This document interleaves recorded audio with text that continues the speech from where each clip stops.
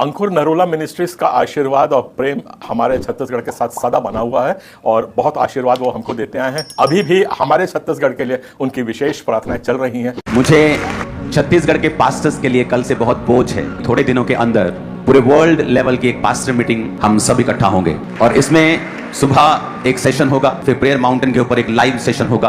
One of its own kind, ये अपनी तरह की एक अनोखी और पहली इस चर्च की मीटिंग होगी जो आपने पहले कभी नहीं देखी होगी, क्योंकि ये इंपॉर्टेंट है, वेरी इंपॉर्टेंट। और पास्टर्स बहुत से मुझे मिले, उन्होंने बताया कि उनकी स्टेट में अलग अलग तरह के परसिक्यूशंस हैं, अलग अलग तरह के उनको दबाने के लिए लॉ पास हो रहे हैं। तो मेरे अंदर ये बोझ परमेश्वर ने उसी दिन से, उसी क्षण से डाल दिया था और मैं लगातार फिर प्रेयर में था और अपनी वाइफ से बात मैंने की। मैंने कहा परमेश्वर जब चाहता है कि जो परमेश्वर ने ग्रेस इस सेवकाई को दी है, अब वो टाइम है कि वो दूसरे पास्टर्स के अंदर हम उसे इंपार्ट करें। जब छत्तीसगढ़ के बारे में मुझे मालूम हुआ और बाकी स्टेट्स के बारे में मालूम हो रहा है, ये जरूरी है कि आप लोग पास्टर्स के लिए प्रार्थनाएं करें, चर्चिस के लिए प्रार्थनाएं करें, चीजों के लिए प्रार्थनाएं करें कि परमेश्वर जो ग्रेस आपको दे रहा है वो दूसरे भी उससे प्रभावित हों, उससे आशीषित हों। आमीन। छत्तीसगढ़ क्रिश्चियन फोरम धर्मांतरण और जो उन्माद हमारे समाज के विरोध में बनाया जा रहा है, उसके लिए 18 अप्रैल 2026 को महारैली नया रायपुर में देने का योजना बनी है। 18 अप्रैल 2026 के लिए अभी हमारी प्रार्थनाएं चल रही हैं। 5 और राज्यों के प्रतिनिधि और हमारे छत्तीसगढ़ के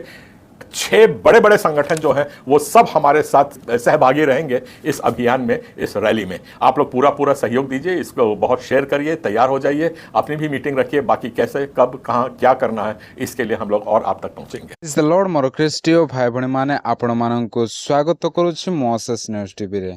हमर प्रिय भाई भणी माने एही समय रे आपण माने जो वीडियो को देखिले आ सेथिरे आमे सुनिबा को मध्य पाइलु आ देखिलु जे प्रभुंकर दास अंकुर निरुला तांके प्रत्येक राज्य मानक निमंते जो जो राज्य मानक अनेक ताड़ना आ निंदा अपमान करा जाउछि क्रिश्चियन लोक मानकु आ प्रभुंकर दास दासी मानक उपरे से प्रत्येक राज्य मानक निमंते आ प्रभुंकर दास दासी मानक निमंते प्रार्थना करिया पाई मध्य कहिसंती। हमर प्रिय भाई भणी माने काहेकि ना आम माने देखुछु सोशल मीडिया माध्यम रे अनेक राज्य मानकरे आउ एहीपरि आईन कानून को बनई दिया जाउछि जे क्रिश्चियन मानकु दबेवा पाई, क्रिश्चियन माने आगो को न बढ़ंतु आउ क्रिश्चियनिटी को लोक मान न जानतु, एहीपरि अनेक आईन कानून को बनई दिया जाउछि। हमर प्रिय भाई भणी माने आउ ए समस्त परिस्थिति को देखि प्रभुंकर दास मध्य ताके कहछन्ति जे समस्त दास दासी मानक निमंते प्रार्थना करंतु बोली। मोर प्रिय भाई भणी माने आम माने प्रभु को जानिछु, तेबे आम माने प्रार्थना करिबा परमेश्वर तांको इच्छा अनुसार समस्त कार्य को करिवे। मोर प्रिय भाई भणी माने जेतेबेले प्रभु जीशु ख्रीष्ट जगत रे थिले से समय मध्य रोमी सरकार थिला आउ ताहा मध्य अनेक क्रिश्चियन लोक मानकु ताड़ना देउथिला आउ अनेक बहुत कष्ट मध्य देउथिला, किंतु से रोमी सरकार मध्य प्रभुंकर राज्य को, प्रभुंकर से सुसमाचार को बंद करि पाइला नाही। मोर प्रिय भाई भणी माने आज मध्य अनेक से पर चेष्टा चली अछि जे क्रिश्चियनिटी को दबेवा पाए, किंतु परमेश्वर महान अटंती आ प्रभु तांकर इच्छा अनुसार समस्त कार्य को प्रभु करिवे। सेतिपय आम्माने नम्रतार सहकारे एपरि परिस्थिति रे, कठिन परिस्थिति रे आम्मान को प्रार्थना करबा को निहाती आवश्यकता रहिछि। मोर प्रिय भाई भणी माने आ छत्तीसगढ़ रे 18 एप्रिल 2024 रे गोटे बड़ रैलीटी हेबो। सेतिपय मध्य आपण माने प्रार्थना करिवे जे परमेश्वर इच्छा अनुसार समस्त विषय ठीक भाव रे हेबो। सेतिपय आम माने समस्ते मिलित भाव रे प्रार्थना करिबा।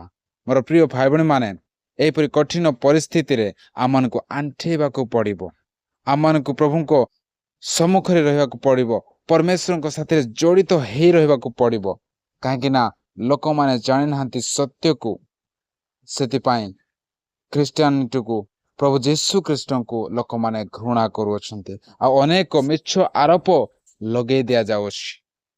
मोर प्रिय भाई भणी माने आम माने एही जगत रो उत्पन्न होइना, मोर प्रिय माने आम माने किछि दिन पय ए जगत को आस्यछु आ प्रभु जीशु ख्रीष्ट आमान को मनोनीत करियछन्ते, सेतिपय जगत आमान को चिन्हि पारु नाही।